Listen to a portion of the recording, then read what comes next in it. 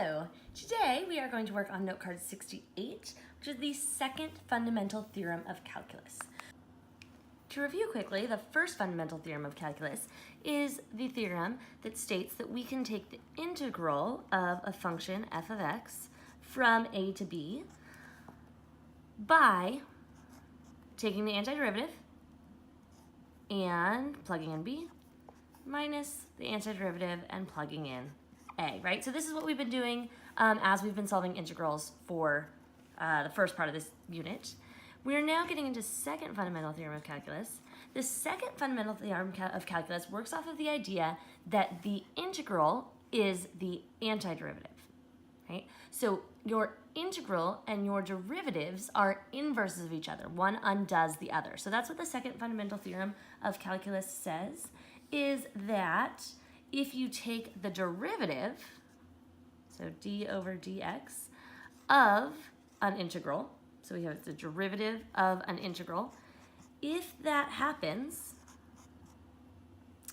I'm sorry, this should be a t. There we go. So it says that if we take the derivative of an integral, then what we end up getting is back to where we started, right, at f of x. So your derivative and your integral undo each other. Derivative and the antiderivative takes you back to the original. That's what the second fundamental theorem of calculus says.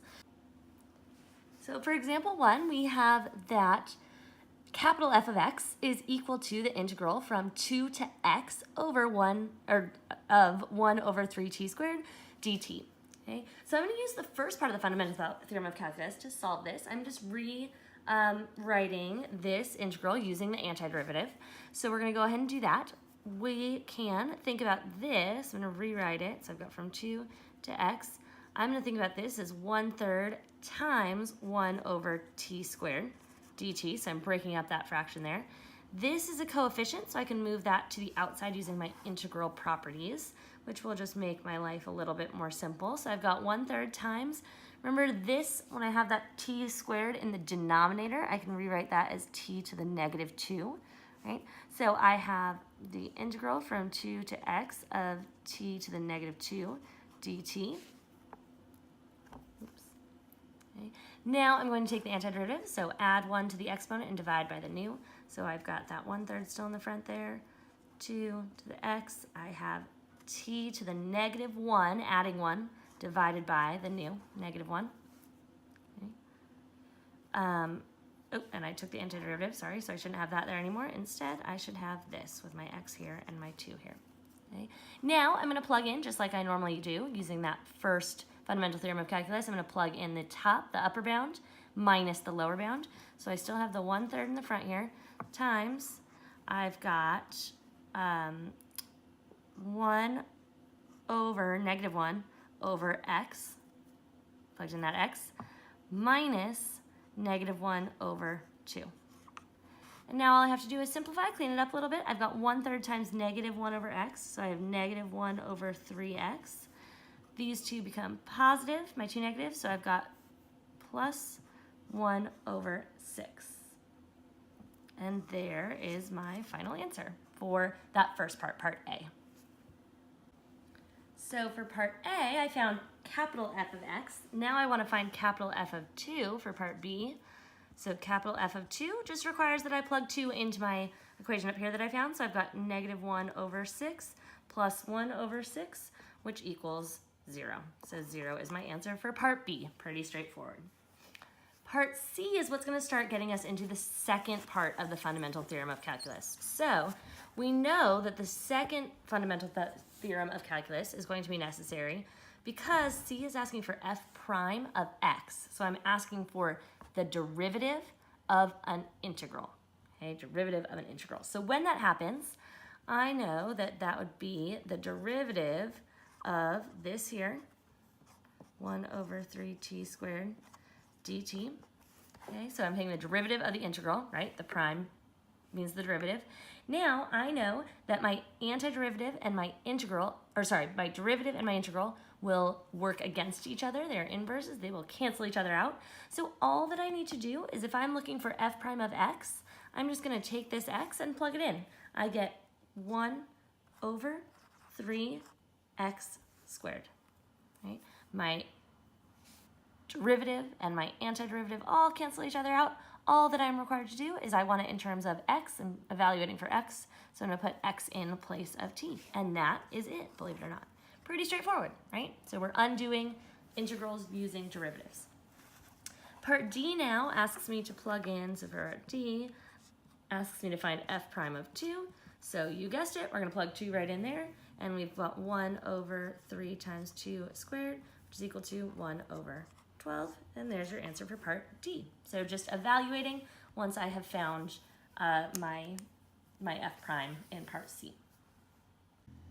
Example 2, again, we're taking the derivative of an integral. So this is the second fundamental theorem calculus at work. We know that these are going to undo each other. I've got a simple x up here, so all that is required of me is to plug that in. So my answer here is just going to be 1 plus x squared. Sorry, the square root of 1 plus x squared. And that is it. Easy peasy. Okay? Notice that this 2 down here did not affect it at all, right? We are only evaluating for this value up here because that derivative of that integral undoes each other. It gets rid of everything. We're just moving in that x into the position of the variable. Number 3 is going to require some use of the chain rule. So remember that we use the chain, or we have the chain rule when we have something more complicated than x as the value being evaluated. Okay, so here, this x cubed up here, right there, I'm going to be plugging in something that is not just x, right? This is my chocolate. I've got x cubed. So when that happens, this all works pretty much the same. I'm trying to find f prime, so f prime of x would be equal to the derivative of negative pi over 3 and x cubed of cosine of t dt. So I'm trying to figure out what this would be, okay? I'm going to do this like normal. However, this is too complicated. So I need to make a sidebar and say that u is equal to x cubed. So then du is equal to 3x squared. So then dx. So then du over dx is equal to 3x squared. Oops, whoa. Okay, so now when I do this, I'm going to use my second fundamental theorem of calculus, but I'm going to need to do that times this right here, times my du over dx. So I end up getting cosine of u times my 3x squared here. Right? So my cosine, I plugged in my u, and then I've got my 3x squared.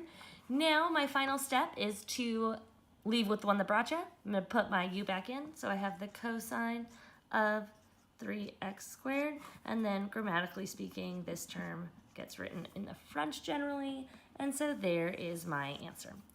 Okay, so the only extra piece here to be careful of when this is not vanilla, right, when we've got something chocolatey, something more exciting than x, I need to use my u substitution over here, and then I multiply my new function times the derivative of u. Okay, so that is the only extra piece here, and that's where that 3x squared is coming from in the front.